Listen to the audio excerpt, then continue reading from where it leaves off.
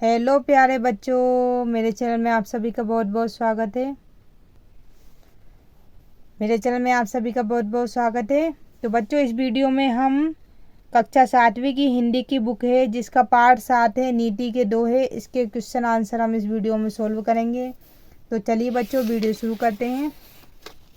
तो बच्चों, हम आते हैं अभ्यास पर। यहाँ दिया है बोध प्रश्न। एक प्रश्न दिया है, निम्नांकित प्रश्नों के उत्तर दीजिए। ये यहाँ पे प्रश्न दिए गए हैं बच्चों, इनके हमें उत्तर लिखना है। तो पहला प्रश्न है, कवि के अनुसार अति कहाँ कहाँ वर्जित है। अति यानी बहुत ज़्यादा। कवि के अनुसार कोई भी चीज़ बहुत ज़्यादा कहाँ कहाँ वर्जित है। ठीक है, वर्जित यानी मना है। ठीक है, तो देखिए बच्चों, इसका आंसर इस प्रकार है। कवि कबीरदास जी के अनुसार अति वर्षा। अति वर्षा यानी बहुत ज़्यादा वर्षा, अति वर्षा का होना।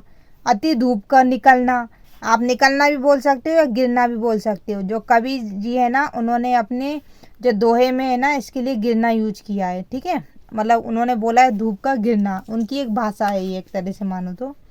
अति बोलना और अति चुप रहना, ऐसा भी लिख सकते हो, अति चुप रहना। ठीक है, तो कबीरदास जी के अनुसार अति वर्षा होना यानी कि अत्यधिक बरसात होना। अति धूप का गिरना यानी कि बहुत ज़्यादा धूप निकलना। और अति बोलना यानी कि बहुत ज़्यादा बोलना। और चुप रहना वर्जित है, उन्होंने मना बताया है। अब ख प्रश्न है बच्चों। ख दिया है, कबीरदास जी के अनुसार निंदक को निकट रखने से क्या लाभ है। निंदक यानी कि बच्चों जो हमारी बुराइयां करते हैं उसको हम निंदक बोलते हैं। तो अगर हम उसे अपने पास में रखेंगे तो उससे हमें क्या लाभ होगा। तो इसका उत्तर है, कबीरदास जी के अनुसार निंदक को निकट रखने से कई लाभ हैं। यानी कि जो हमारी बुराइयां करता है, जो निंदक है, उसको हमारे पास में रखने से बहुत लाभ है। क्या लाभ है। सबसे बड़ा लाभ यह है कि वह हमें हमारी बुराइयों के प्रति सचेत करता है। यानी कि वह जो निंदक होता है वह हमें हमारी बुराइयां बताता है। ठीक है, हमारे मन को निर्मल बनाता है। हमारे मन को निर्मल यानी कि साफ बनाता है। साफ, बिल्कुल साफ, स्वच्छ। साथ ही उसके भी मन की मलिनता सहज रूप से दूर हो जाती है। और इसके साथ साथ उसके मन में भी जो गंदगी होती है, मलिनता होती है, वह भी दूर हो जाती है। प्रश्न क्रमांक ग है बच्चों, एके साधे सब सधे से क्या तात्पर्य है। ठीक है, यानी कि एके साधे सब सधे से क्या तात्पर्य है। तो इसका उत्तर है, एक को साधने से सब कार्य सध जाते हैं। यानी कि अगर हम किसी एक को साधे हैं तो सारे काम अपने आप हो जाते हैं। जैसे मुखिया को साधने से, जो घर का बड़ा होता है, अगर वह उसको हम साधेंगे तो वो सारे घर को क्या करता है, कंट्रोल में रखता है ना। तो मुखिया को साधने से घर के सभी सदस्य सध जाते हैं और हमारा कार्य पूर्ण हो जाता है। वृक्ष के मूल को, मूल यानी होता है बच्चों जड़, वृक्ष यानी पेड़, पेड़ की जड़ को साधने या सींचने से, सींचना यानी बच्चों पानी देना। या देखो, अगर हम पेड़ में पानी देंगे तो ऐसा तो होता नहीं फूलों को अलग दें, पत्तियों को अलग दें। अगर हम केवल जड़ को ही पानी दे देंगे तो पूरा पेड़ हरा भरा हो जाएगा, फिर हमें फूल को, पत्तियों को अलग पानी देने की ज़रूरत नहीं पड़ेगी। तो इसलिए वृक्ष यानी पेड़, पेड़ के मूल यानी जड़, यानी कि पेड़ की जड़ को सींचने से पूरा वृक्ष हरा भरा हो जाता है। अब घ पे आते हैं बच्चों हम। घ प्रश्न है, कवि तुलसीदास जी ने काया और मन की तुलना किससे की गई है। जो कवि तुलसीदास जी हैं उन्होंने काया, काया यानी कि बच्चों हमारा शरीर, तन, ठीक है, और मन की तुलना किससे की है। तो कवि तुलसीदास जी ने काया की तुलना खेत से और मन की तुलना किसान से की है। ठीक है, किसान आप लोग जानते ही हो, है ना। संत हंस गुण गहई पय से कवि का क्या तात्पर्य है। तो उत्तर है, इससे कवि का अभिप्राय है कि, धीरे से करिए, इससे कवि का अभिप्राय है कि सज्जन या ज्ञानी व्यक्ति सार तत्व को ग्रहण कर लेते हैं और व्यर्थ की बातों को छोड़ देते हैं। जो ज्ञानी व्यक्ति होते हैं ना, वह क्या करते हैं, जो मेन बात है उसको तो ग्रहण कर लेते हैं और जो फालतू बातें होते हैं उनको छोड़ देते हैं। जैसे हंस दूध और पानी में से दूध को ग्रहण कर लेता है और पानी को छोड़ देता है। जैसे जो हंस पक्षी होता है वह दूध और पानी अगर हम दोनों को मिला देंगे ना तो वो क्या करेगा, दूध दूध को पी लेगा और पानी पानी को छोड़ देगा। अब प्रश्न क्रमांक 6 पर आते हैं हम। कवि वृंद ने सज्जन पुरुष के स्वभाव की क्या विशेषताएं बताई है।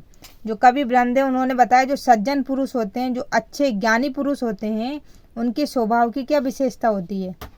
तो कवि वृंद ने सज्जन पुरुष के स्वभाव की यह विशेषता बताई है कि वह अपनी सज्जनता और धैर्य नहीं छोड़ता। मतलब जो ज्ञानी पुरुष होते हैं वह अपना धैर्य नहीं छोड़ता है, कैसी भी परिस्थिति आ जाए, चाहे कोई उनकी कितनी भी बुराई क्यों ना करे, लेकिन वह अपनी धैर्य को नहीं छोड़ेगा। धैर्य यानी बच्चों होता है मतलब एक तरह से सहनशीलता, ठीक है, उसको वो नहीं छोड़ता है।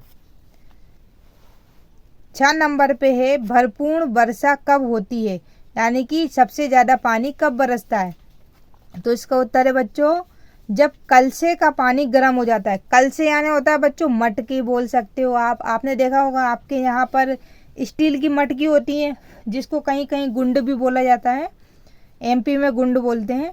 तो जब कलसे का पानी, जब वो गुंड का पानी जो गर्म होने लग जाता है ना, या फिर मटकी का पानी समझ लो, मटकी का पानी गर्म होने लग जाता है। चिड़िया धूल में नहाए, और जो चिड़िया होती हैं वह धूल में नहाने लग जाती हैं, यानी कि वो धूल मिट्टी से लिपटने लग जाती हैं, उसमें खेलने लग जाती हैं। और चींटियां अंडा लेकर चले, और जो चींटियां होती हैं वो अंडा लेकर एक स्थान से दूसरे स्थान पर जाने लग जाती है ना। तो भरपूर वर्षा होने की संभावना रहती है।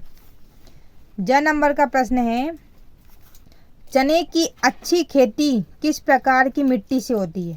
जो चना है उसकी अच्छी खेती किस प्रकार की मिट्टी से होती है। तो यह है बच्चों ढेलेदार मिट्टी से। ढेलेदार मिट्टी से चने की फसल अच्छी रहती है। चलिए बच्चों अब प्रश्न क्रमांक 2 है नीचे लिखे विकल्पों में से सही विकल्प छांटकर रिक्त स्थानों की पूर्ति कीजिए। इन्हें रिक्त स्थानों में भरना है, ठीक है। तो क है कवि के अनुसार कुल्हाड़ी को सुगंधित करता है, यानी कुल्हाड़ी को कौन सुगंधित करती है। तो इसमें आ जाएगा बच्चों चंदन। तो यहाँ आप क्या भर देना, चंदन। ख है रहमन, रहीमन है बच्चों, रहीमन। रहीमन खालिस्तान कब कहे लाख टका मेरो मोल। तो इसका उत्तर हो जाएगा बच्चों हीरा। क्या हो जाएगा, हीरा। रहीमन हीरा कब कहे लाख टका मेरो मोल। ग है तुलसीदास जी ने संत को किसके समान बताया है। तुलसीदास जी ने संत को हंस के समान बताया है। कैसा बताया है, हंस के समान। घ है कवि के अनुसार बिना साबुन के स्वभाव साफ करता है। घ तो इसका उत्तर है बच्चों निंदक। निंदक यानी कि जो हमारी बुराइयां करता है वह हमें हमारे स्वभाव को बिना साबुन के साफ करता है, यानी कि निंदक बिना साबुन के स्वभाव को साफ करता है। फिर है अगला घाघ और भड्डरी की कहावतों के अनुसार धूल में कौन नहाती है। हमने पढ़ा था बच्चों चिड़िया। कौन नहाती है, चिड़िया। तो इधर आप चिड़िया भर लेना। गेहूं की अच्छी खेती होती है। तो गेहूं की अच्छी खेती किसमें होती है बच्चों, मैदे के समान बारीक मिट्टी में। किसमें, मैदे के समान बारीक मिट्टी में। अब प्रश्न क्रमांक 3 है निम्नांकित पंक्तियों का भाव स्पष्ट कीजिए। ये पंक्तियां दी गई हैं तो इसके हमें भाव बताना है। तो पहली पंक्ति है करता था सो क्यों किया, अब करी क्यों पछताए, बोया पेड़ बबूल का अम्ब कहाँ से खाए। ठीक है बच्चों, ये खाए है ना। तो इसका भावार्थ आप कैसे लिखोगे। तो देखिए बच्चों इसका भावार्थ लिखना, हमें अच्छे कर्म करना चाहिए, यानी कि हमें अच्छे काम करना चाहिए ताकि बाद में पछताना ना पड़े। बबूल बोने पर आम के फल नहीं मिलेंगे। सही है, जब आप अच्छे कर्म करोगे तभी आपको अच्छे फल मिलेंगे, और बुरे कर्म करोगे तो आपको बुरा फल मिलेगा। ऐसा है नहीं होता है कि आप बुरा काम करो और आपको अच्छा फल मिले, ऐसा कभी नहीं होता है। ख दिया है बच्चों करत करत अभ्यास के जड़मत होत जान, रस्सी आवत जात ते सिल पर होत निशान। ठीक है, तो चलिए इस पंक्ति का हम भाव स्पष्ट करते हैं। तो इसका उत्तर इस प्रकार है बच्चों, भावार्थ इस प्रकार है, बार बार अभ्यास करने से, यानी कि यदि हम कोई काम बार बार करते हैं, मूढ़ भी ज्ञानी बन जाता है। मूढ़ यानी होता है बच्चों मूर्ख। बार बार अभ्यास करने से जो मूर्ख व्यक्ति होता है ना, वह भी ज्ञानी बन सकता है। जैसे कुएं की मुड़ेड़ पर, जो कुएं देखा होगा आपने, कुएं जब हम पानी खींचते हैं तो वो पट्टी लगी होती है, मुड़ेड़ यानी कि उसमें पट्टी लगी होती है, वहाँ पे खड़े होकर हम पानी खींचते हैं। तो कुएं की मुड़ेड़ पर लगी फर्श पर रस्सी बार बार आने जाने से निशान पड़ जाते हैं। जो हम कुएं की जो पट्टी लगी होती है मुड़ेड़ पर, फर्श पर, तो बार बार अगर हम रस्सी खींचते हैं ना, तो आपने देखना उस पर रस्सी के निशान तक पड़ जाते हैं, है ना। तो अब प्रश्न क्रमांक 4 पे आते हैं बच्चों। प्रश्न क्रमांक 4 क्या दिया है, निम्नांकित भावों के लिए दोहों में से उचित पंक्ति छांट कर लिखिए। अब आपको यहाँ पर इसकी उचित पंक्तियाँ लिखनी है। क दिया है, देखो, महापुरुष अपनी प्रशंसा स्वयं नहीं करते, तो देखो इसके आगे क्या आ जाएगा। अच्छा, इसकी पंक्ति लिखना है इसके ऊपर, ठीक है। तो इसके ऊपर हम पंक्ति, ये हिंदी में दिया गया है, इसके ऊपर पंक्ति लिखनी है, ये कि छांट के लिखना है इन दोनों में से, कि महान पुरुष अपनी प्रशंसा स्वयं नहीं करते। तो इसमें आप कौन सा लिख सकते हो, देखो, महान पुरुष यानी कि बड़े लोग अपनी प्रशंसा यानी कि खुद की तारीफ नहीं करते हैं। तो इसमें से हमारी पंक्ति आ जाएगी ये वाली, ठीक है, बड़े बड़ाई ना करे, बड़े न बोले बोल। तो ये वाली इधर लिख लेंगे हम, बड़े बड़ाई ना करें, बड़े न बोले बोल, ठीक है बच्चों, ये लिख लेना। नेक्स्ट है, अधिक बोलना व अधिक चुप रहना अच्छा नहीं होता है। तो इसका हो जाएगा बच्चों, ये वाली हो जाएगा, ये इधर ये वाली पंक्ति चौथी, अति का भला न बोलना, अति की भली न चूप। तो ये हम इधर लिख लेते हैं,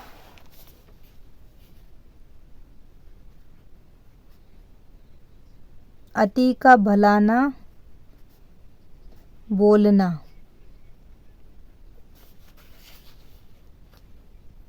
अति की भली न चुप, ठीक है बच्चों। तो इस तरह से हम इसे कंप्लीट कर लेते हैं। तो बच्चों, ये अभ्यास हमने इस वीडियो में कंप्लीट किया है। अब ये भाषा अध्ययन जो है वह हम नेक्स्ट पार्ट में बना दूंगी मैं। तो बच्चों, ये चैप्टर में ये वीडियो मैं यहीं समाप्त करती हूँ। उम्मीद करती हूँ मैं आपको हमारी वीडियो पसंद आई होगी। वीडियो थोड़ी सी भी अच्छी लगे तो लाइक जरूर करना, चैनल पे नए हैं तो प्लीज़ चैनल को सब्सक्राइब करना नहीं भूलना। मिलते हैं इसके नेक्स्ट पार्ट में, तब तक के लिए धन्यवाद।